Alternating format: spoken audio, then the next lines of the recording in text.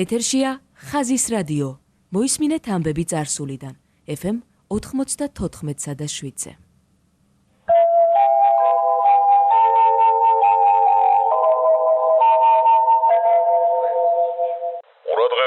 ურადღება. ლაპარაკობს თბილისი. დღეს 1964 წლის 6 ივლისია. გადმოიცემა უკანასკნელი ცნობები. უშინ ტურბოხრახნიანი ლაინერის Il-18-ის პირველი რეისით რეგულარული მიმოსვლა დაიწყო ჩვენი ქვეყნის დედაქალაქ მოსკოვსა და სოხუმს შორის. ამრიგად კიდევ უფრო შემცირდა მანძილი მოსკოვსა და შავ ზღვას შორის. დღეს საჰაერო ხომალდები სოხუმიდან გაფრინდებიან მოსკოვში, ლენინგრადში, სვერდლოვსკში და ჩვენი ქვეყნის სხვა ქალაქებში. სოხუმის აეროპორტს მოემსახურება ვერტმფრენები, რომლებიც სწრაფად გადაიყვანენ დამსვენებელს სოჩში, გაგრასა და ბუდაუთაში. რუსთავის მინერალური ბამბის ნაწარმის ქარხანაში ამუშავდა პერლიტის გამოსაწვევი ახალი ღუმელი. პერლიტის გამოყენებამ მშენებლობაში ბევრად ამსუბუქებს კონსტრუქციის წონას, ზოგავს ბეტონსა და ცემენტს. პერლიტი მეტად მედეგი მასალაა, უძლებს -200 და +1000 გრადუს ტემპერატურას. ახალი ღუმელის ამუშავებით საამქროს წარმატება გადიდდა 1,5-ჯერ.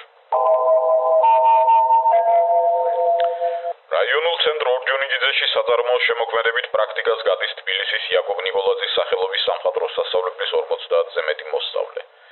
მომავალი მხატვრები.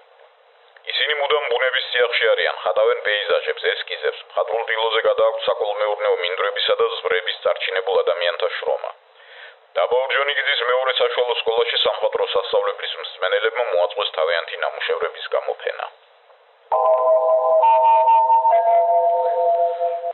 დაბა ცაგერში მცხოვრებმა რადიოტექნიკოსმა ქუჩუქ შკუბულიანმა გადაწყვიტა თავის რაიონში მიეღო ტელეგადაცემები. ამისთვის მან შეიძინა ტელევიზორი, გააკეთა მიმღები ანტენა და დაიწყო ცდები ტელეგამოსახულების მისაღებად. თავიდან მან მიიღო ბუნდოვანი გამოსახულება და დაბალი ხარისხის ხმა, მაგრამ შემდეგ დამხმარე მოწყობილობების საშუალებით მიაღწია სრულიად უდეფექტო გამოსახულების მიღებას. ამჟამად ქუჩუქ შკუბულიანის ბინაზე ხშირად იკრიბებიან მეზობლები, მეგობრები, ნაცნობები და უყურებენ სატელევიზიო გადაცემებს თბილისიდან. საკავშირო საფეხბურთო ჩემპიონატზე ჩამოვარდნილი დროებითი სიწყნარე ამოიწურა. A-კლასის ფეხბურთელთა კოლექტივებმა განაახლეს ბრძოლა. უშინ მოსკოვში ცენტრალურ სტადიონზე გაიმართა მოსკოვის ტორპედოსა და თბილისის დინამოს მატჩი.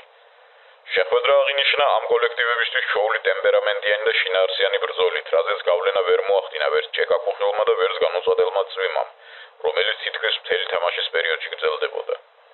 სწორედ ასეთ პირობებში იქნა გატანილი პირველ ტაიმში ორივე ბურთი, რომლებმაც განსაზღვრეს მატჩის ბედი.